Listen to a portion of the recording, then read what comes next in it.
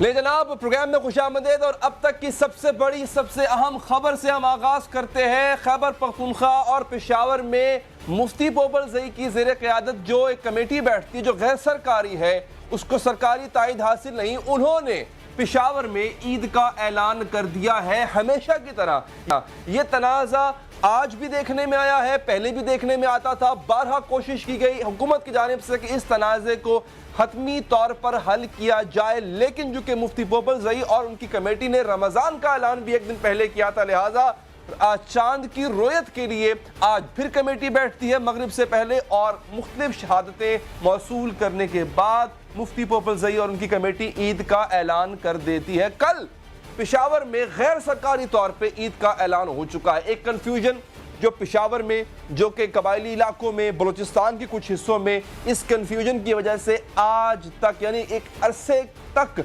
पाकिस्तानी मुश्तरका तौर पे ईद नहीं मना पाए। ये ऐलान नहीं हो, मेरे साथ हमारे साथ खुद भी एक वाकया ऐसा हो चुका था कि हम एक ख़ास प्रोग्राम की रिकॉर्डिंग करके पेशावर से निकल रहे थे।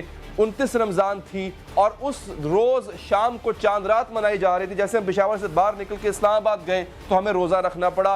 ये कन्फ्यूजन आवाम के लिए, पाकिस्तानी कौम के लिए क्यों है? हमारे साथ मौजूद हैं इस वक्त सूबाई वज़ीर शौकत यूसुफ ज़ई साहब, आपका भी शुक्रिया। और ये तमाम जो तनाज़ात हैं इस वक्त, इस तनाज़े में आपको मैं बता दूं, 3 लोग नाज़रीन, 3 एंटिटीज़ शामिल हैं।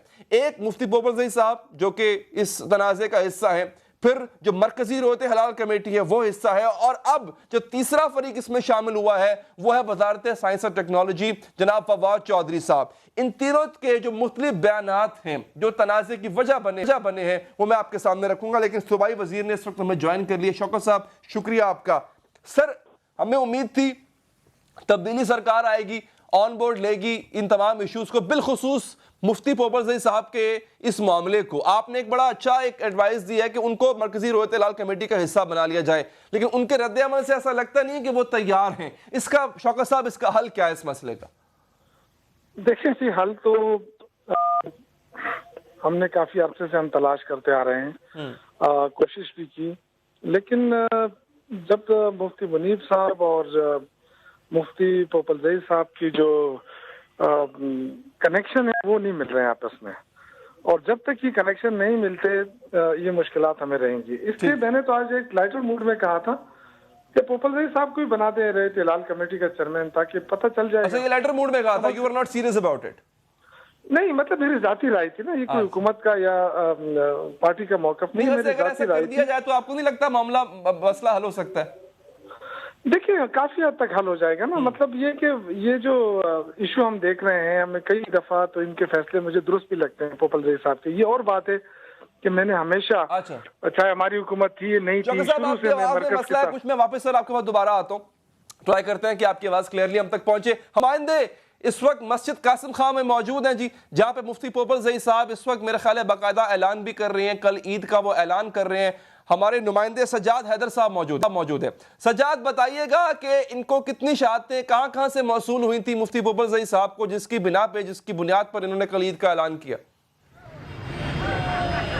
जी बिल्कुल, आज जो है खैबर पख्तूनख्वा की खैर ये मस्जिद कासिम अली खान की गैर सरकारी तंजीम का इजलास जो है यहाँ पर मस्जिद अली कासिम अली खान में जो है शुरू हुआ था, जिसके बाद जो जिसकी सदारत जो है मुफ्ती पोपल ज़ई कर रहे थे। यहाँ पर इनको जो है सूबे भर से 100 से ज़ायद जो है शहादतें मौसूल हुई है, जिसके बाद इन्होंने अभी जो है ऐलान की कि कल बरोज़ मंगल जो है खैबर पख्तूनख्वा में इन्होंने जो गैर सरकारी तंजीम के मुताबिक जो है ईद का ऐलान की कि कल ईद होगी। जो शहादतें मौसूल हुई है वो पेशावर जो है सब मर्दान के साथ सवाबी और दीगर जनूबी अजला से भी जो है इनको शहादतें मौसूल हुई है, जिसकी बिना पर इन्होंने ये ऐलान किया है कि कल जो है ईद होगी खैबर पख्तूनख्वा में डिफरेंट इलाकों से शहादतें मौसूल होने के बाद। अच्छा, तो सज्जाद मुझे ये बताइएगा कि ये गैर सरकारी ऐलान है, क्योंकि गैर सरकारी कमेटी ने इस बात का ऐलान किया, तो क्या पूरा KPK इस पे अमल करता है बशमूल सरकार? छुट्टी किस दिन? छुट्टी कल भी होगी, छुट्टी परसों भी होगी? जी बिल्कुल, छुट्टी का नोटिफिकेशन जो वफाकी हुकूमत ने किया हुआ है 4 तारीख से जो छुट्टियों का ऐलान किया हुआ है, लेकिन खैबर पख्तूनख्वा पूरा जो है ईद नहीं करता। मालाकंड हो गया, दूसरे इलाके जो हो गए वो जो है वफाकी हुकूमत के साथ ईद करते हैं, और खैबर पख्तूनख्वा जो है इस दफ़ा फिर जो है 2 ईदों का शिकार हो गया। पेशावर में भी जो लोग हैं वो जो है ईद जो है कल नहीं करेंगे, वो वफाकी हुकूमत के साथ करते हैं। जिस तरह और भी इलाके हैं जो कि वफाकी हुकूमत के साथ ईद करते हैं, मुफ्ती पुपलजई के ऐलान के साथ ईद नहीं करते, जिसका अंदेशा बताया जा रहा था कि इस दफ़ा फिर 2 ईदें होने का खतरा है। और वही हुआ कि खैबर पख्तूनख्वा में मुफ्ती पुपलजई ने जो है गैर सरकारी तंजीम का इजलास बिठाया, और इजलास जो है ख़त्म करने के बाद उन्होंने यही ऐलान किया कि कल पेशावर में जो है खैबर पख्तूनख्वा में ईद की जाएगी। सजाद, मुफ्ती पुपलजई साहब अगर वहाँ पे मौजूद हैं अभी भी मस्जिद में, आप कोशिश करें ज़रा उनसे भी हमारी बात हो सके, या कम से कम आपकी बात हो सके, कुछ हम उनकी भी सुन लें, उनका मौक़िफ़ भी सुन लें। क्या पॉसिबल है कि इस वक्त आप उनसे बात कर सकें? कोशिश कर रहे हैं, क्योंकि मुफ्ती शहाबुद्दीन पुपलजई साहब इजलास ख़त्म होने के बाद जो है अंदर कमरे में दाखिल हो चुके हैं, और अब जो है हमसे कोशिश कर रहे हैं उनसे रब्ता करने की, उनके मौक़िफ़ लेने की। उन्होंने इससे पहले जो है एक बाकायदा जो है ऐलान किया है, बाकायदा मीडिया के सामने आकर उन्होंने बताया कि कितनी शहादतें किस इलाके से मौसूल है, और शरीयत मोहम्मदी के मुताबिक उन्होंने ये कहा है कि कल जो है शहादतें मौसूल हुई है तो हम इसके पाबंद है जो है ईद कर सकेंगे। लेकिन खैबर पख्तूनख्वा में आपको कहा जाता है ये 2 ईदें जो है दफ़ा फिर दोबारा जो है 2 ईदें होंगी। कल भी जो है देखने में आएगा कोई ईद 2 ईदें पेशावर वाले मनाएंगे, कन्फ्यूजन का अभी भी सिलसिला जारी है। अच्छा, मैं बड़ी इंपॉर्टेंट एक चीज आपके सामने नाज़रीन के सामने रखने जा रहा हूं। नाज़रीन, फवाद चौधरी साहब ने थोड़ी देर पहले जो प्रेस कॉन्फ्रेंस की थी, साइंस की बुनियाद पे, फैक्ट्स की बुनियाद पे, उन्होंने कहा था कि चांद आ चुका है, चांद इस वक्त जो है वो पैदा हो चुका है, अगर उसकी उम्र कम है, कल 28 घंटे का हो जाएगा तो वाज़ेह तौर पे नेकेड आई से देख सकते हैं। चांद की उम्र कम थी, साइंस ये कह रही है वो इस वक्त देखा नहीं जा सकता। मुफ्ती पुपलजई साहब को 100 शहादतें मौसूल हो जाती हैं। साइंस के मुताबिक पॉसिबल ही नहीं था कि आज चांद देखा जा सके। जो क्या कहा था फवाद चौधरी साहब ने, एक दफा वो सुन लें कि उनकी स्टेटमेंट में मैंने एक सवाल बड़ा इंपॉर्टेंट रखना है आपके लिए भी और यूसुफ साहब के लिए भी, एक दफा सुने आप। 28वां रोजा है आज, जो है 28वें रोजे में 3:02 के ऊपर चांद की पैदाइश हो गई है। लेकिन क्या आज चांद देखा जा सकता है? नहीं देखा जा सकता। क्यों नहीं देखा जा सकता? कि आज चांद और सूरज का जो गुरूब का वक्त है वो बिल्कुल एक है, और चांद जो है वो विजिबल नहीं है, साइटिंग के लिए विजिबल नहीं है। एल्टीट्यूड उसका जो है वो नहीं आएगा, उसकी जो पैदाइश है उसमें वक्त इतना थोड़ा हुआ है कि अब वो उसके ऊपर जो है वो नजर नहीं आ पाएगा। कल जो चांद है वो तकरीबन 28 घंटे का होगा और विजिबल होगा। लेकिन जनाब, वजीर साइंस और टेक्नोलॉजी कह रहे हैं साइंसी लिहाज से चांद को आज देखना मुमकिन नहीं। तो जिन साहिबान ने देख के शहादत दी मुफ्ती पुपलजई साहब को, उन्होंने कहां से देखा, कैसे देखा, किस इलाके से देखा। यूसुफ साहब, हो सकता है मैं गलत हूं, लेकिन एक आम दिमाग में एक सवाल उठता है कि हमेशा से यह होता है कि जिन इलाकों में ईद होती है उन्हीं इलाकों से शहादत आती है। KPK की मैं बात कर रहा हूं, और उन्हीं शहादत की बिना पे मस्जिद कासिम खां ऐलान कर देती है। रोयत के लिए अलहदा से वहां पे क्यों नहीं दूरबीनें लगाई जाती? हो सकता है चांद इन इलाकों में नहीं, उन इलाकों में वाकई नजर आता हो। मैं ये नहीं कह रहा वो गलत है या झूठ बोलते, हो सकता है उनको वाकई उस इलाके में चांद नजर आता हो। तो वहां पर क्यों नहीं मेट ऑफिस जो है या स्पार्को अपने इक्विपमेंट्स इंस्टॉल करता और वहां पे चांद देखने की कोशिश करे? देखिए, यहाँ के जो लोग हैं ना, वो उनको पहले से फिक्र होती है कि चांद देखा जाए। उसके लिए उन्होंने अपना एक मैकेनिज्म बनाया होता है, उन्होंने निशानियां रखी होती हैं, पूरा एक सिस्टम होता है यहाँ से जो पुराने जमाने से चला आ रहा है। और वही लोग जो है ना वो चांद को देखकर फिर उसकी शहादत देने के लिए आ जाते हैं। जो साइंसी तरीक़ेकार है वो अपनी जगह दुरुस्त है या जो भी है, वो तो एक अलग बहस होगी। अच्छा। लेकिन ये जो है ना, जो तरीक़ेकार मैं बता रहा हूँ, ये शुरू से आ रहा है और गाँव में लोग देखते हैं इसको। अब उस पे अच्छा, आपने कभी देखा वैसे इन इलाकों में खुद चांद के एक दिन पहले आपने देख लिया हो और आपके मुशाहिदे में आया और उससे अगले दिन ईद हो, लेकिन फहरिस्ती तौर पे एक अलग फैसला है? नहीं, देखिए, मैं जो बात करना चाहता हूँ ना वो ये कि देखें, अब मस्जिद कासिम अली खान चले जाएं तो वहाँ जो लोग आते हैं पहले वजू करते हैं, फिर कुरान को सामने रखते हैं, फिर उस पर हाथ रख के शहादत देते हैं। तो अब हम कैसे कहें कि ये गलत है? नहीं, वो तो मैं भी नहीं कह रहा वो गलत है, लेकिन अगर आप उसको सरकारी हैसियत देना चाहें तो दे सकते हैं ना, उसको भी सरकारी हैसियत मिल सकती है। लेकिन चूंकि मसला ये है ना कि पूरे पाकिस्तान, हम चाहते हैं कि पाकिस्तान के साथ चले ना। अब ये चूंकि 5 अजला ये हैं सेंट्रल KP और 7 अजला जो है फाटा के आ गए, वो सारे के सारे मुफ्ती साहब को ज्यादातर अक्सरियत जो है वो मुफ्ती साहब को मानती है। पुपलजई साहब जो ऐलान करते हैं वो उस पर, तो वो लोग जो मरकज के साथ चलना चाहते हैं उनके लिए बड़ी मुश्किलात होती हैं। कभी कभी तो मस्जिदें खत्म हो जाती है, फिर नमाज पढ़ने के लिए आपको कहीं और जाना पड़ता है। تو یہ جو ایک نہیں کنفیوژن سر دیکھیں مسئلہ یہ نہیں ہے, مجھے ایک اور چیز بھی آپ ناظرین کے سامنے رکھنی, مسئلہ یہ نہیں ہے, مسئلہ مطلب میں ایک بڑا سادہ سا مسلمان ہوں, مجھے زیادہ علم نہیں ہے, عالم بہتر بتا سکتا ہے. مجھے حکم یہ ہے کہ جناب میں چاند دیکھوں اور عید مناؤں. اب اس میں ریاست کا کوئی ذکر نہیں ہے. اب کے پی کے کسی شخص نے, کسی قبائلی علاقے کے شخص سے چاند دیکھا تو اس نے شریعت کے حکم پہ عمل کیا اور اس نے جو ہے وہ عید منا لی. اچھا میں اس سے پہلے کہ میں آپ سے اس کا جواب لوں, پوپل زئی سے جب یہ آپ کا مشورہ پوپل زئی صاحب تک پہنچا, یوسف زئی صاحب کے چیئرمین بنا دیا جائے رویت ہلال کمیٹی کا, گو کہ آپ نے لائٹر موڈ میں کہا تھا, اس کا ریئیکشن پوپل زئی صاحب نے کیا دیا تھا, ایک دفعہ وہ سن لیں, گفتگو کو آگے بڑھائیں گے. سر آشوک زئی صاحب نے کہا کہ آپ کو کمیٹی کا رویت ہلال کا چیئرمین بنانا چاہیے, کیا کہیں گے؟ ہمیں منصب نہیں چاہیے, شریعت کے مطابق فیصلہ چاہیے. یہ سما سے گفتگو کر رہے تھے پوپل زئی صاحب, تو یوسف زئی صاحب وہ کہتے ہیں ہمیں شریعت کے مطابق فیصلہ چاہیے. اب ان کے مطابق جو فیصلہ وہ کر رہے ہیں وہ شریعت کے مطابق. بھائی یہ چونکہ مذہبی ایشو بھی ہے, میں اس پہ زیادہ وہ نہیں کرنا چاہتا, لیکن میں ان تمام علماء سے, اور جو بڑے بڑے علماء ہیں جو دین کو زیادہ سمجھتے ہیں اور زیادہ اس کی تفصیل میں جان سکتے ہیں, یہ ہم سب کی ذمہ داری ہے, حکومت کی ذمہ داری ہے, ان سب علماء کی ذمہ داری ہے کہ وہ گائیڈ کرے حکومت کو کہ اس سے کرنا کیا ہے. کیونکہ یہ جو ایشو ہے اگر ہم صرف مفتی منیب صاحب پہ ڈالیں گے تو یہ بھی ناممکن ہے. کیونکہ اب مجھے بتائیں کہ سرکاری نوکری کی عمر جو ہے وہ 60 سال ہے, اس پہ بعد ریٹائرمنٹ بھی ہوتی ہے نا. تو اگر یہ سلسلہ مفتی منیب صاحب سے نہیں سنبھالا گیا, اتنے عرصہ ہو گیا ان کا, تو میں نے تو لائٹر موڈ میں کہا تھا کہ وہ آرام کر لیں, ان کی بڑی خدمات ہیں رویت ہلال کے لیے بھی, لیکن وہ آگے سے گرم ہو گیا, انہوں نے کہا جی یہ حکومت ایسی ہے, یہ حکومت ویسی ہے. دیکھیں یہ لوگ سفر ہو رہے ہیں, پورا صوبہ سفر ہو رہا ہے, اور یہ ایک سال سے نہیں, یہ کئی عرصے سے سفر ہو رہا ہے, اور اس کو اب اتنا لائٹ لیتے ہیں. ہر دفعہ مفتی منیب صاحب کو MMA کے دور میں پشاور بلایا گیا, اور مجھے یاد ہے کہ 10 بجے انہوں نے, جب میں صحافی تھا اس وقت, تو 10 بجے انہوں نے انوائٹ کیا سارے نے کہ جی چاند نظر آ گیا ہے اور ابھی اعلان ہونے والا ہے. ہم آئے وہاں پہ, مفتی منیب صاحب نے پریس کانفرنس بلائی تھی, سب کو ایک دوسرے کو مبارکباد وہاں علماء دے رہے تھے. اس کے بعد جب پریس کانفرنس شروع ہوئی, اسی دوران جب وہ بسم اللہ الرحمن الرحیم پڑھے تھے, کوئی فون آیا ان کو. اچھا, انہوں نے فون اٹینڈ کیا, اس کے بعد انہوں نے تمہید بانی لمبی, آخر میں کہا جی چاند نظر نہیں آیا. تو اس وقت کے جو علماء تھے وہاں پشاور کے, انہوں نے استعفیٰ دیے. مولانا حسن جان صاحب, بڑا مشہور نام تھا ان کا, بعد میں شہید ہوئے, انہوں نے استعفیٰ دیا کہ جی آپ نے تو ہمارے ساتھ مانا ہے کہ اور سب کچھ ہو گیا, آپ یہاں کہ آپ کیسے کہہ رہے ہیں کہ چاند نظر نہیں آیا. تو یہ جو چیزیں ہیں اس کو دیکھنا پڑے گا. تو سر دیکھیں آپ ان کے غصے سے کیوں ڈر رہے ہیں؟ سرکار آپ ہیں, فیصلہ آپ نے کرنا ہے. اگر رویت ہلال کمیٹی کے چیئرمین شپ کسی اور کو دینی ہے, اگر آپ کو لگتا ہے کہ وہ ریٹائر ہو گئے ہیں, ہونا چاہیے, تو پھر آپ فیصلہ کریں.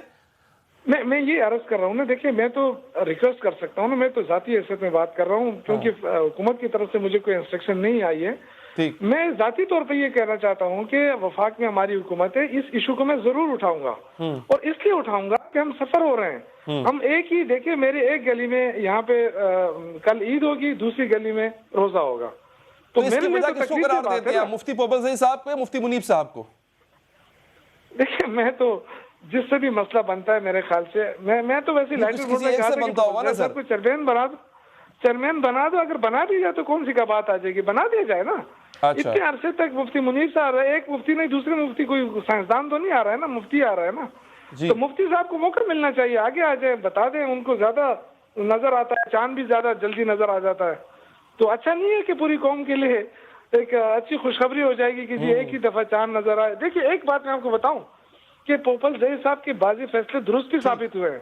آپ نے دیکھا جب وہ روزے کا اعلان کرتا ہے تو دوسرے دن ہمارا روزہ ہوتا ہے, تو اس سے تو چاند بڑا جمایا بھی ہو جاتا ہے. لوگ کہتے ہیں جی ہم نے 2 روزے کھا لیے. اس سے بڑی امپورٹنٹ بات آپ نے کی ہے کہ مفتی پوپل زئی صاحب کو اگر جلدی نظر آ جاتا ہے چاند, تو پھر یقینی طور پہ ان کو ذمہ داری دینی چاہیے, اور مفتی منیب صاحب کو اگر نہیں آتا, یا ہو سکتا ہے عمر کا تقاضا ہے, اور ایک بہت بڑے سانحے سے بھی وہ گزرے ہیں. یہ بھی ناظرین یاد رکھیے گا, مفتی منیب صاحب کے صاحبزادے کی اتنی نوجوانی میں, کم سنی میں, کم عمری میں چلے جانا ایک باپ کے لیے بہت بڑا صدمہ ہے. ہماری ہمدردیاں, ہماری دعائیں ان کے ساتھ ہیں. اچھا جناب, مفتی منیب اور فواد چودھری, یہ 2 شخصیات رمضان سے پہلے اس وقت ایک دوسرے کے آمنے سامنے یوں کھڑے ہیں, اور اب چونکہ عید بالکل سر پہ آ چکی ہے, اور کل KPK میں اعلان ہو گیا ہے, پرسوں انشاءاللہ پورے پاکستان میں عید منائی جائے گی. ایک دفعہ پھر ان اینٹیٹیز کا, ان دونوں شخصیات کا ایک دوسرے کے آمنے سامنے آنا آپ کے میرے لیے کتنا مشکل کریٹ کر رہا ہے, کتنی پرابلمز کریٹ کر رہا ہے؟ کیا کہا, کیا دونوں میں جملوں کے تبادلے ہوئے, ایک دفعہ وہ سننے, گفتگو کو یہاں سے آگے بڑھائیں گے. 5 अरकान के ऊपर एक कमेटी कॉन्स्टिट्यूट की जाए जिसमें मेट के लोग भी होंगे, स्पाको के लोग भी होंगे। उनकी अपनी निज़ाम से लाइल्मी का आलम ये है कि deputy chief manager space science SUPARCO मरकज़ी रोयत हिलाल कमेटी के मेंबर हैं। उनको मालूम होना चाहिए कि महकमा मौसमियात में इजलास मुनक़्क़िद होता है और महकमा मौसमियात फ़नी मुआवनत के लिए मौजूद होता है। रोयत हिलाल ख़ुद भी मैंने देखा है कि वो तो दूरबीनों से देख रहे होते हैं, तो जब दूरबीन से ही देखना है जो एक पुरानी टेक्नोलॉजी है तो फिर मॉडर्न टेक्नोलॉजीज़ के इस्तेमाल में क्या हर्ज है। जब से हम इस निज़ाम से वाबस्ता हैं, एक बार भी ऐसा नहीं हुआ कि खुले आसमान पे चांद नज़र न आया हो और दूरबीन में नज़र आ गया हो। पाकिस्तान में हर दफ़ा हमने देखा है ईद पर, रमज़ान पर, मुहर्रम पर एक कंट्रोवर्सी आती है चांद को लेकर। मुतल्लिका वज़ीर हैं, दीनी मामलात पर वो बात करे। हर वज़ीर जो दीन की हसासियत को नहीं जानता, नहीं समझता, तो उन्हें दीनी मामलात पर तबसरा करने का फ्री लाइसेंस नहीं मिलना चाहिए। अपना हमारा पाकिस्तान का एक कमरी कैलेंडर होना चाहिए जो जदीद साइंसी असूलों के ऊपर और जदीद साइंसी टेक्नोलॉजी के बुनियाद के ऊपर बनाया जाए। पाकिस्तान के हर शहर में इतने माहिरीन मौजूद हैं जो उनको 10 साल का 100 साल का कैलेंडर बना देंगे और उनके लिए एक जलसे आम का भी इंतज़ाम हो जाएगा कि वो अपना शौक़ तकरीर। लेकिन आप इस तनाज़े की वजह से जो कि इस वक्त तक, जब तक आप ये प्रोग्राम देख रहे हैं, अभी तक ये तनाज़ा कायम है। मुझे नहीं समझ आ रही कि मैं इस वक्त अपने देखने वालों को ईद मुबारक कहूँ या एक और रोज़े की नवीज़ सुनाऊँ। मेरे लिए, एक आम पाकिस्तानी के लिए कितना बड़ा कन्फ्यूजन है। सिर्फ इस एक तनाज़े की वजह से जो हल तलब है, हल हो सकता है, उसको न जाने हल क्यों नहीं किया जा रहा। शौकत यूसुफ साहब, आपका बहुत बहुत शुक्रिया। आगे बढ़ेंगे, वक्फा लेंगे। वक्फे के बाद हम बात कर रहे थे ईद की चांद के तनाज़े के हवाले से, तो एक और तनाज़ा, और वो भी उन्हीं शख्सियत की वजह से है जिनका पहले नाम लिया जा रहा था, यानी फवाद चौधरी साहब। फवाद चौधरी साहब खबरों में रहने का हुनर जानते हैं और एक ऐसी स्टेटमेंट उन्होंने दी है जो कि उनके अपने पार्टी के कुछ वज़रार, पार्टी के कुछ बड़े ओहदेदारान के खिलाफ है। ये गैर मुंतखब लोग कौन हैं जिनको फवाद चौधरी तनकीद का निशाना बना रहे हैं और क्या वजाहत दे रहे हैं, वक्फे के बाद।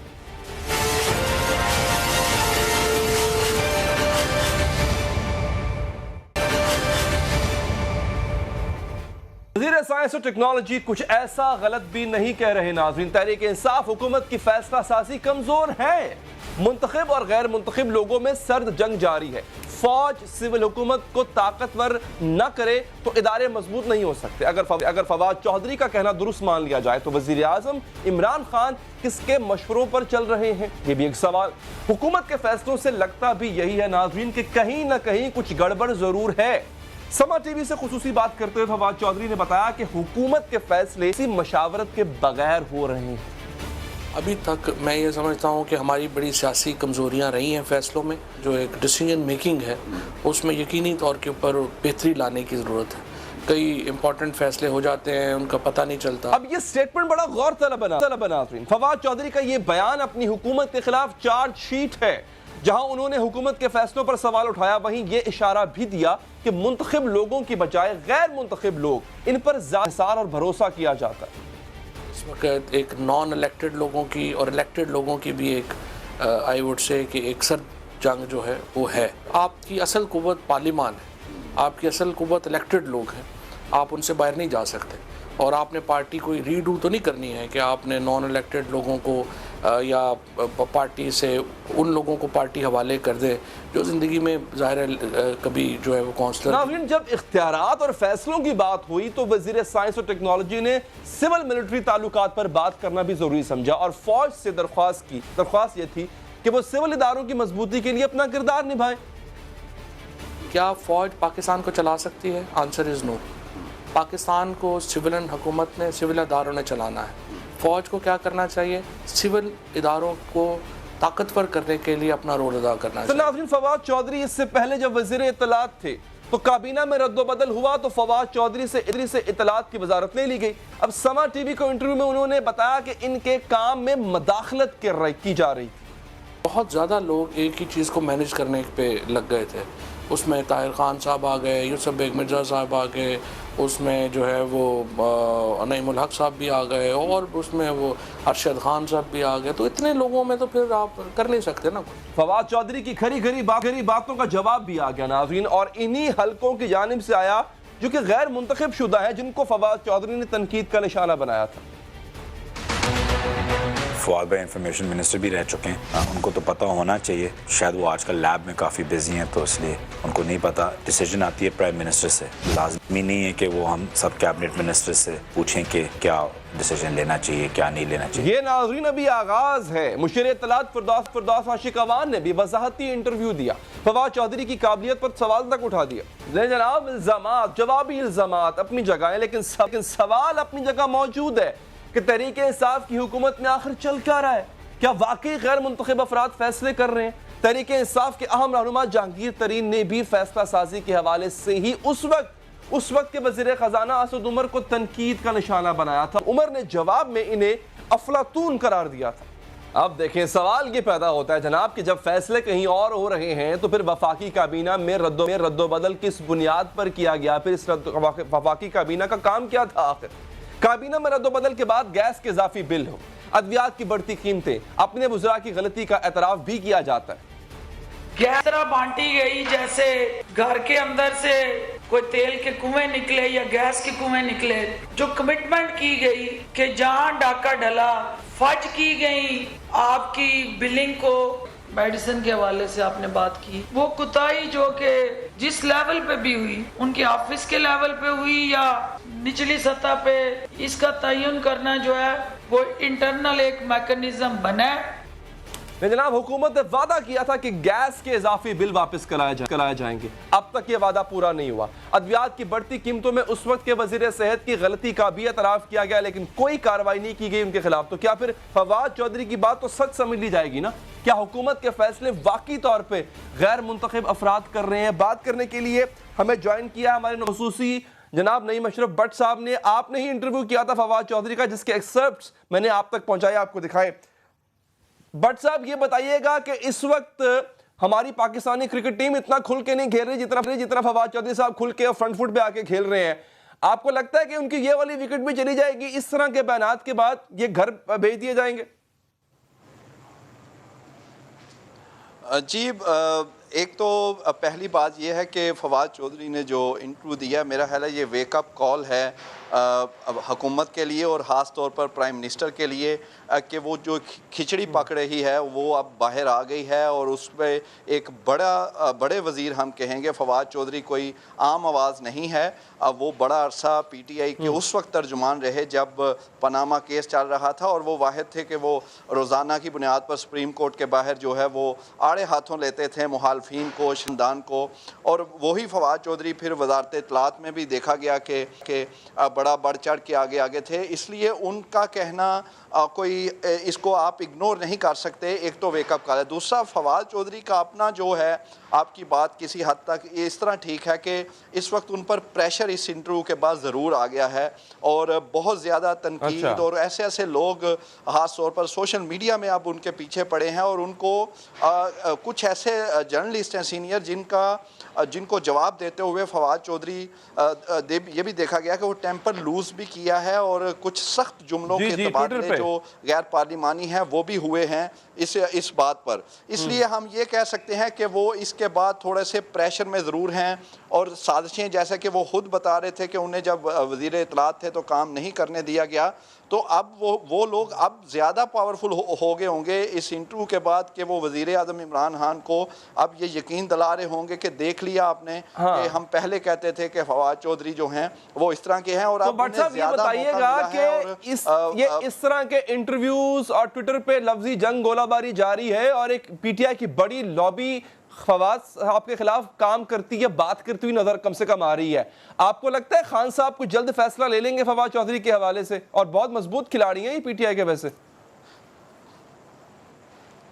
جی بالکل, جس طرح پریشر ہے, اور دوسرا ایک خوبصورتی یہ فواد چودھری کی اس میں دیکھنی پڑے گی کہ انہوں نے بڑے ہی طریقے سے اپنے آپ کو ڈسٹینس کر لیا ہے اس مشکل حالات میں جو کہ اس وقت پی ٹی آئی کی حکومت فیس کر رہی ہے. بہت زیادہ حکومت پر تنقید ہے, مہنگائی ہے, معاملات ٹھیک نہیں چل رہے, کچھ سمجھ نہیں آ رہی, جیسا کہ انہوں نے کہا کہ فیصلے بڑے ہو جاتے ہیں, پتہ نہیں کہاں سے ہو جاتے ہیں.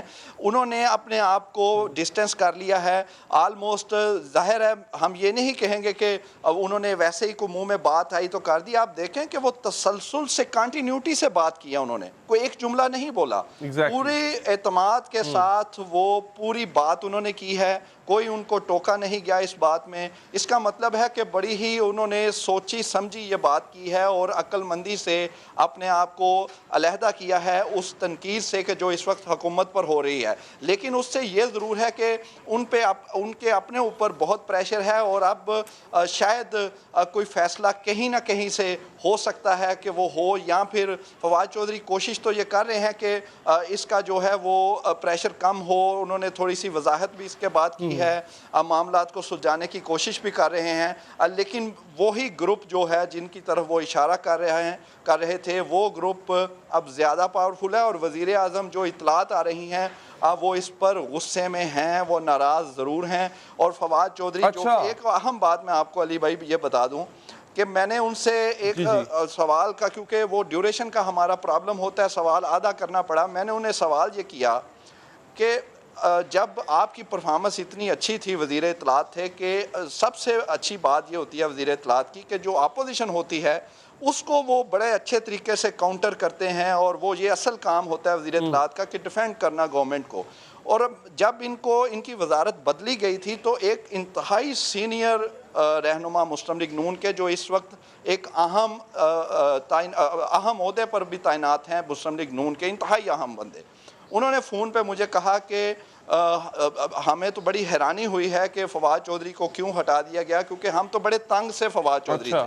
یہ میں نے سوال کیا فواد چودھری کو, جب یہ بتایا تو پھر تھوڑا سا مزید وہ کھلے اور انہوں نے کہا کہ بالکل پرفارمنس تو ان کی بہت اچھی. انہوں نے کہا لیکن مجھے کام کرنے نہیں دیا گیا, میں تو ریفارمز لے کر آنا چاہتا تھا. اب جس طرح فردوس عاشق اعوان نے کہا کہ وہ انچارج منسٹر تھے, یہ ان کا انچارج منسٹر تھے, لیکن مثال دیتے ہیں M D P T V کی کہ وہ چیف ایگزیکٹو ہوتے ہیں سرکاری ٹی وی کے. اب وہ ان کی بات اگر وزیر کی نہیں مانیں گے اور انہیں سپورٹ ہوگی نعیم الحق صاحب کی جانب سے اور یوسف بیگ مرزا صاحب کی جانب سے, تو پھر وہ ظاہر ہے وزیر تو پھر کہیں نہیں رہے گا. تو فواد چودھری ایسے وزیر بھی نہیں تھے کہ وہ چپ کر کے بیٹھ جاتے, وہ انہوں نے فائٹ کی اور بالآخر جو ہے وہ ان کو وزارت چھوڑنا پڑی. لیکن وہ گروپ تو اب دوبارہ متحرک ہوگا نا, جس گروپ نے ان کی وزارت سے فارغ کروایا بٹ صاحب, وہ گروپ تو دوبارہ متحرک ہوگا کہ اس انٹرویو کے بعد جو آپ نے کیا, جو سما ٹی وی پہ چلا, اس کے بعد پھر ان کو مزید گھر بھیج دیا جائے فواد صاحب کو. جی ایک اور بالکل وہ گروپ بڑا ایکٹیو ہو گیا. ایک اور جو دوسری بات اس انٹرویو میں جو کہ زیادہ ایک دوسرا گروپ بھی جو ہے وہ بھی ان کے اب پیچھے پڑ گیا ہے, وہ ہے جب انہوں نے دوسرا حصہ کہا کہ عالمی جو میڈیا ہے اس کو میں جب وزیر اطلاعات تھا تو میں وہ چیز ان کو بریف کرنا, جیسے پلوامہ کی انہوں نے مثال دی, تو وہ میں نے آئی ایس پی آر سے واپس اپنے پاس یعنی وزارت اطلاعات کے پاس لے کر آیا, اور انہوں نے کلیئرلی کیٹیگوریکلی کہا کہ جو فیس سویلین ہے اس سے ہی عالمی سطح پر ایک اچھا میسیج جاتا ہے پاکستان کا, اور وہ ان معاملات میں آئی ایس پی آر کو سامنے نہیں آنا چاہیے, انہوں نے کلیئر کیا. تو اب آپ سمجھ لیں کہ صرف وہ نہیں جو naan elected prime minister house میں بیٹھے ہیں یا پی ٹی آئی میں ہیں, اب کہیں اور سے بھی ان کے خلاف جو ہے وہ مہم چل رہی ہوگی, اور اس وقت وہ شدید دباؤ میں ہیں, اور ہو سکتا ہے کہ یعنی فواد چودھری اس وقت کسی ایک محاذ پہ نہیں لڑ رہے, پارٹی کے اندر بھی گروہ ہے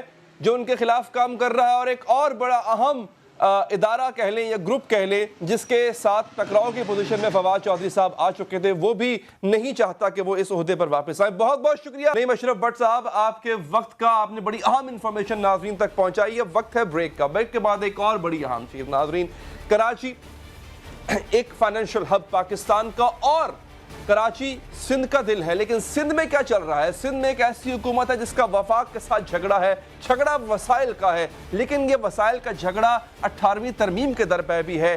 پاکستان تحریک انصاف کا کیا موقف ہے اور پاکستان پیپلز پارٹی کا کیا موقف ہے, دونوں رہنما ہمارے ساتھ موجود ہوں گے اس وقفے کے بعد.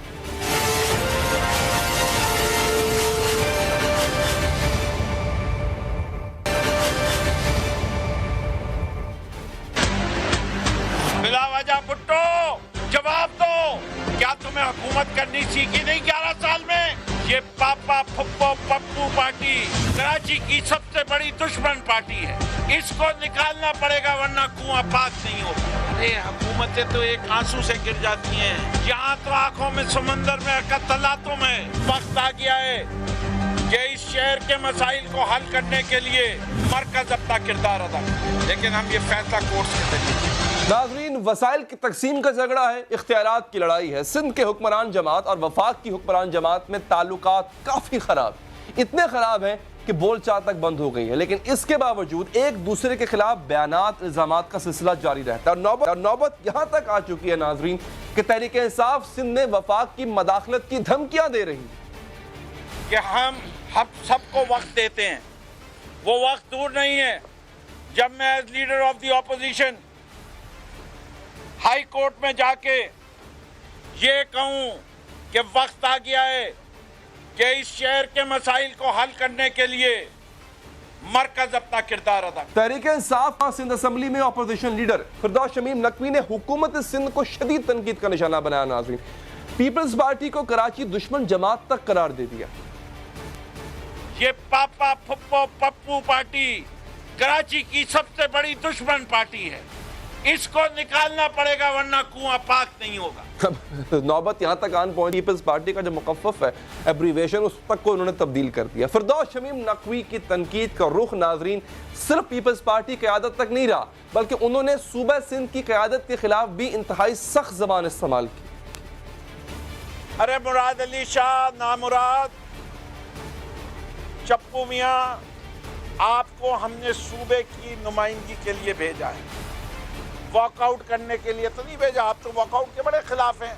जब हम असेंबली से वॉकआउट करते हैं आप हमें बहुत कुछ कहते हैं। अरे आपको तो एहतजाज करना चाहिए था। नाज़रीन, कराची की गर्मी से भी ज़्यादा शमीम नकवी साहब की ज़बान की गर्मी थी।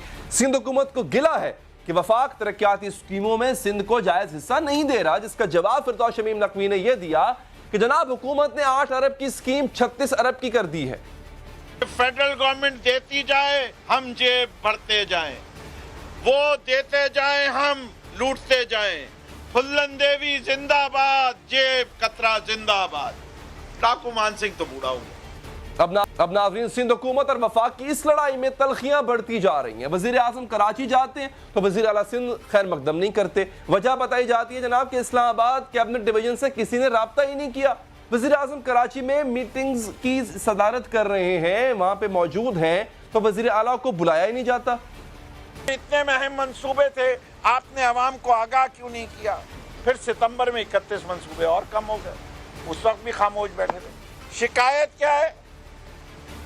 शिकायत ये कि वज़ीर आज़म ने उठ के मुझसे हाथ नहीं मिलाया। अब जनाब फिरदौस शमीम नकवी की इस तनकीद और प्रेस कॉन्फ्रेंस का जवाब वज़ीर आला सिंध के मुशीर इत्तलात मुर्तज़ा वहाब ने दिया। उन्होंने सवाल किया कि वफाक ने जो कराची पैकेज देने का वादा किया था, इसका क्या हुआ? कराची पैकेज देने की बजाय कराची से अस्पताल तक छीन लिए गए। भाई, अस्पतालों पर सियासत नहीं होनी चाहिए, इंसानी हुकूक के ऊपर सियासत नहीं होनी चाहिए। हम सब का बुनियादी मकसद एक ही होना चाहिए कि अगर पेशेंट है, मरीज है, तो उसके इंटरेस्ट को सेफगार्ड करना है। वज़ीर आला सिंध मुराद अली शाह को भी यही गिला है कि वफाक वो वसाइल भी फराहम नहीं कर रहा जो आईनी तौर पर सिंध हुकूमत का हिस्सा है, और ये शिकायत भी है कि आइंदा बजट में सिंध की 51 अरब रुपए की 36 अहम स्कीमें खत्म कर दी गई। देखिए, 162 अरब रुपए जो कह के गए थे, चले अब फॉर मिनट ये सोच लें कि ये 4 साल में होंगे, 1 साल में तो नहीं होंगे, 4 साल में होंगे, चले 40 अरब रुपए साल में रखने, 162 रुपए भी नहीं है। छोटी छोटी स्कीमें कुछ रखी है कराची के लिए। नाज़रीन, इस पूरे तनाज़े में या इस तसादुम में नुकसान या सिंध वालों का हो रहा है या शहरी सिंध वालों, कराची वालों का, हैदराबाद वालों का हो रहा है, अवाम का इसमें क्या कसूर है? बात करेंगे मुशीर इत्तलात सिंध मुर्तज़ा वहाब साहब मौजूद है हमारे साथ, साथ ही साथ पाकिस्तान तहरीक इंसाफ के रहनुमा मेंबर सूबाई असम्बली हलीम आदिल शेख साहब मौजूद है। मुर्तज़ा वहाब साहब, बड़ी अहम बात और सबसे अहम चीज़ ये है कि आपकी परफॉर्मेंस पे तनकीद करते करते फिरदौस शमीम नकवी साहब ये भी कहते हैं कि तमाम मामलात 18वीं तरमीम की वजह से हैं। वफाक अपना हक रखता है कि वह मदाखलत करे, वफाक अपना किरदार निभाए। क्या कहेंगे आप? अली साहब, इसमें बेहतर बात तो फिरदौस शमीम नकवी साहब खुद बता पाएंगे कि वो क्या लॉजिक है, क्या राशनैल है जिसकी वजह से वो ये बात करने पर मजबूर हो गए। کیونکہ کبھی ان کے پی ٹی آئی کے جو وفاقی وزراء ہیں انکلوڈنگ دا پرائم منسٹر وہ یہ کہتے ہیں کہ جی 18ویں ترمیم کو ریوزٹ کرنے کی کوئی ضرورت نہیں ہے. جو ان کے سابقہ وزیر اطلاعات تھے وہ کہتے تھے کہ 18ویں آئینی ترمیم بڑی خوبصورت چیز تھی, بڑا اچھا ڈاکیومنٹ تھا. میں خود ایسے پروگرامز میں ان کے ساتھ بیٹھا ہوں جہاں پر پی ٹی آئی کی سینٹرل لیڈرشپ نے آ کے کہا کہ جی پی ٹی آئی ایک زبردست ڈاکیومنٹ تھا جو کہ کنسنسس کے بعد اس قوم نے ڈیموکریسی کو اسٹرینتھن کرنے کے لیے, فیڈریشن کو اسٹرینتھن کرنے کے لیے کیا تھا. تو مجھے نہیں سمجھ آتا اس طرح کی سیاسی قلع بازیاں پی ٹی آئی کے دوست بار بار کیوں کھاتے ہیں. ایک بار فیصلہ کر لیں کہ آیا وہ 18ویں آئینی ترمیم کے فیور میں یا اس کے خلاف ہیں, اور اگر وہ خلاف ہیں then they should come up with reasons کہ وہ ریزنس کیا ہیں. کیونکہ پاکستان پیپلز پارٹی یہ سمجھتی ہے کہ 18ویں آئینی ترمیم نے بڑا لینڈ مارک کام اس ملک کی ڈیموکریسی اور اس ملک کے پارلیمانی سیاست کے فیور میں کیا تھا. اگر 18ویں آئینی ترمیم کی وجہ سے پارلیمان کو اسٹرینتھن کیا گیا اور جو پریزیڈینشیل ڈسکریشنری پاورز تھے ان کو ختم کیا گیا تو میں سمجھتا ہوں this was a service to democracy. اگر 18ویں آئینی ترمیم نے گلگت بلتستان کو پروونشل سٹیٹس دیا گیا تو میں سمجھتا ہوں this was a service to democracy. اگر 18ویں آئینی ترمیم نے NWFP کا نام تبدیل کر کے خیبر پختونخوا رکھ دیا تو میں سمجھتا ہوں this was a service to the democracy and to parliamentary system of Pakistan. یہی 18ویں آئینی ترمیم کے دوران جو کنسنسس بلڈ کیا تھا, جس کی وجہ سے NFC بڑے سالوں کے بعد طے کیا گیا, جس کے اندر صوبوں کو اور وسائل دیے گئے, تو میں سمجھتا ہوں کہ یہ لوگ تو بینیفیشریز ہیں. آج اگر وزیر اعظم کی پوزیشن بڑی مستحکم ہے, اگر آج پارلیمان ایک اسٹرینتھنڈ اسٹرانگ ادارہ بن چکا ہے تو 18ویں آئینی ترمیم کی وجہ سے بنا ہے, اور آج الحمدللہ پی ٹی آئی اس کی بینیفیشری ہے. تو مجھے سمجھ نہیں آتا کہ جس چیز سے یہ لوگ بینیفٹ لیتے ہیں آج اسی کو کرٹیسائز کر رہے ہیں. اچھا, اس میں ایک اور بڑا اہم پہلو ہے مرتضیٰ وہاب صاحب. 18ویں ترمیم پر تو یہ ڈسکشن کرتے ہی ہیں, اس کو کرٹیسائز کرتے ہیں وقتاً فوقتاً, لیکن ساتھ ساتھ پاکستان پیپلز پارٹی کی جو موروثی سیاست کا حصہ ہے اس کو بھی چھڑا جاتا ہے, اس پر بھی تنقید کی جاتی ہے. پاکستان پیپلز پارٹی کی ایبریشن کو چینج کر کے انہوں نے ایک اور ایبریویشن ایجاد کی فردوس شمیم نقوی صاحب نے.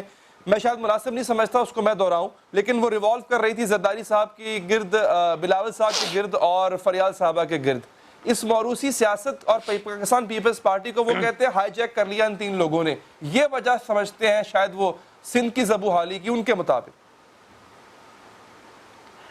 دیکھیے علی صاحب, اگر اس طرح کی غیر مہذب زبان استعمال کرنا پاکستان پیپلز پارٹی کا شیوا ہوتا تو ہم اس طرح کے القابات پاکستان تحریک انصاف کے لیے اور فردوس شمیم نقوی صاحب کے لیے بھی استعمال کر سکتے تھے, لیکن میری سیاسی جماعت, میری سیاسی تربیت اس بات کی اجازت نہیں دیتی کہ ہم اس طرح کی بات کریں.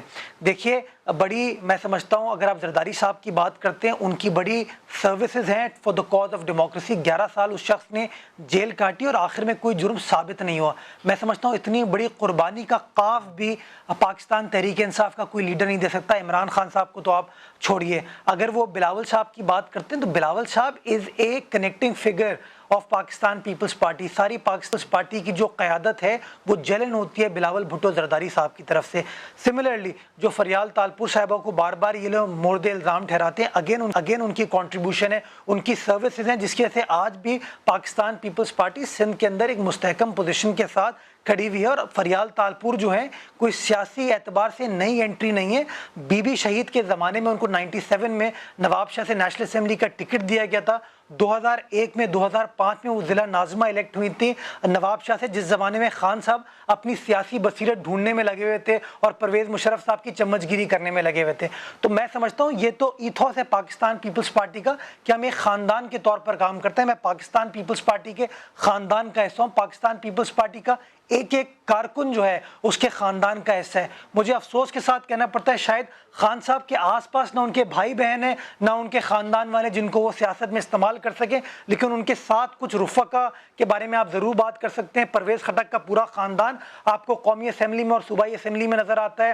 اسد قیصر صاحب کا آپ کو پورا خاندان نظر آتا ہے. تو میں سمجھتا ہوں موروثی سیاست کا جو الزام لگاتے ہیں ذرا خود اپنے گریبان میں جھانک لیں, انہوں نے خود وہی کام کیا ہے.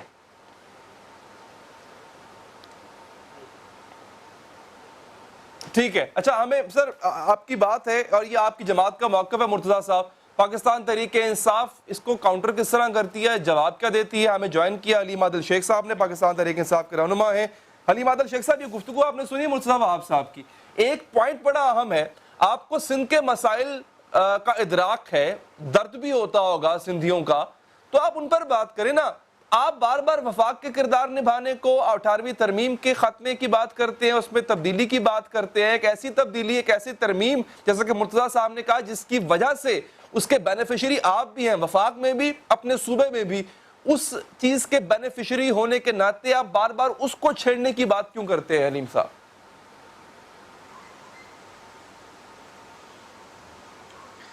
کس نے بات کی, کون کر سکتا ہے, کیا ہمارے پاس 2/3 میجورٹی ہے؟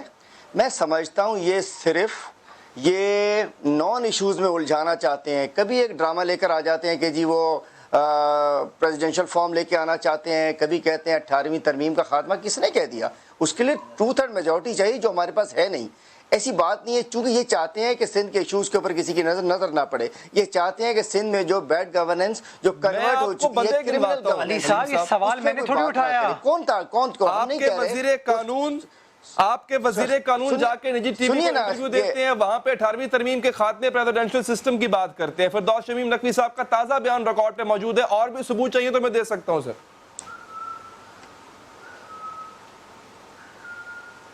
نہیں جی, دیکھیے وزیر قانون صاحب قانون کی بات کرتے ہیں, وہ ہماری گورنمنٹ کی پالیسی نہیں بتاتے. وہ اپنی پارٹی کی بھی بات کر سکتے ہیں, وہ قانون میں بتاتے ہیں کہ 149 سیکشن کے تحت کیا ہو سکتا ہے, کیا نہیں ہو سکتا. ایک وزیر قانون نے قانون بیان کرنے کو جب کسی صحافی نے سوال کیا ہوگا, انہوں نے اس کا جواب دے دیا ہوگا. لیکن 20 دفعہ ہماری پارٹی پالیسی آ چکی ہے کہ کوئی جو اس بات پر زور دیتے ہیں, شاہ فرمان کیوں بتاتے ہیں, فارم کی بات نہیں کی میں نے, عمران اسماعیل کیوں بتاتے ہیں, ترمیم ہم کر نہیں سکتے ہیں. آپ سنیں نا, دیکھیے جو میں بات کیجئے. آفیشل ہمارا بیان آ چکا ہے پارٹی کی جانب سے, پرائم منسٹر صاحب کی جانب سے, کہ کوئی, میں نے بھی سنا ہے, مطلب کوئی ہے نہیں. یہ چاہتے ہیں کہ یہاں بات نہ ہو کہ جہاں بیڈ گورننس کیا کرمنل گورننس ہو رہی ہے. یہ چاہتے ہیں کہ بات نہ ہو کہ سندھ کو, ابھی میں اینڈ میں شامل ہوا تھا, آپ 2002 میں بات کرتے ہیں, محترمہ ناظم تھی, MNA تھی, بالکل 2002 میں تھے ماشاءاللہ. 1971 سے لے کے بڑی ہسٹری ہے. آج کیا ہو رہا ہے سندھ میں؟ آج سندھ میں یہ ہو رہا ہے کہ سندھ میں پچھلے آڈیٹر جنرل کی رپورٹ آئی جس میں بتایا کہ 957 بلین کی irregularities سندھ میں ہوئی ہیں. 957 بلین, اور جس میں پچھلے سال 292 بلین اور 17-18 اور اس سے ایک سال پہلے 262 بلین کی, اور 391 بلین روپی, 391 ارب روپے انہوں نے 10 سال میں خرچ نہیں کیے. اب یہ کہتے رہتے ہیں جی نہیں ملے, NFC کھپے. ہم کہتے ہیں کہ پہلے اس کا تو حساب دو, اور کوئی 18ویں ترمیم میں ہم کوئی چھیڑخانی نہیں کر رہے. یہ ایڈز لگا دی گئی سندھ کے اندر. آپ دیکھیں, اللہ معاف کرے, 21,000 لوگوں کی اسکریننگ ہوئی ہے, تقریباً 750 کے قریب بچے, میجورٹی بچوں کی ان میں ایڈز نکل آئی ہے. پیپلز پارٹی سے حساب مانگے, ہم آپ کے ساتھ ہیں, اگر 3.5 لاکھ لیکن فردوس شمیم نقوی صاحب نے کل یہ بیان دیا, آج آپ ریٹریکٹ کر رہے ہیں. اب مجھے بتائیں, اپوزیشن لیڈر بیان دے وہ آفیشل سٹیٹمنٹ نہیں ہے, گورنر بیان دے وہ آفیشل سٹیٹمنٹ نہیں ہے, آپ کے ایک وزیر قانون بیان دے وہ بھی آفیشل سٹیٹمنٹ, تو آفیشل سٹیٹمنٹ کس کا ہے پھر؟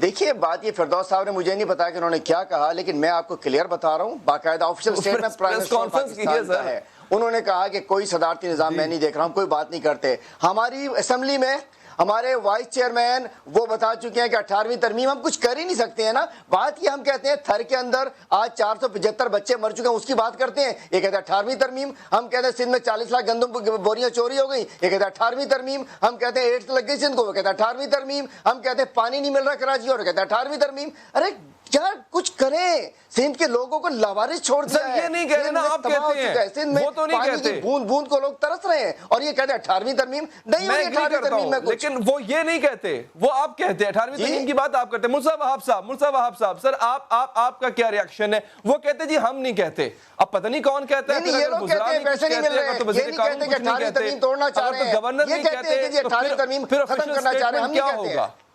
بالکل, چلیں ٹھیک ہے. مرزا وہاب صاحب, اس سے زیادہ آفیشل سٹیٹمنٹ اور کیا ہو سر؟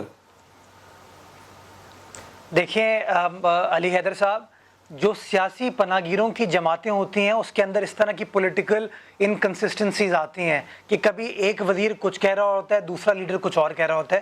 حلیم عادل شیخ قابل احترام ہے, MP ہیں, ہمارے PTI کے پارلیمانی لیڈر ہیں سندھ اسمبلی میں, but at the same time Firdous Shamim Naqvi sahab جن کے سٹیٹمنٹ کا آپ حوالہ دے رہے ہیں وہ بھی PTI کے ایک اہم رکن ہیں, اپوزیشن لیڈر ہیں.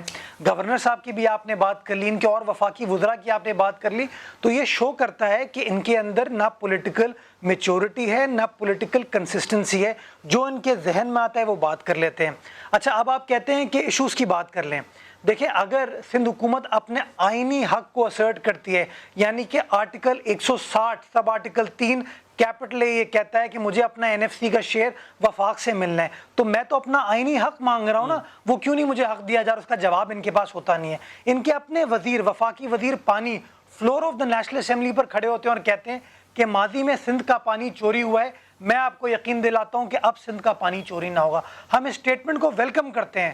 ہمارا chief minister council of common interest کی اگلی میٹنگ میں ایک ریزولوشن موو کرتا ہے کہ کراچی کو اضافی 650 MGD پانی دیا جائے، اس امید کے ساتھ کہ شاید عمران خان صاحب کراچی والوں کا کوئی خیر کریں گے اور کراچی والوں کو وہ 650 MGD پانی دے دیں گے۔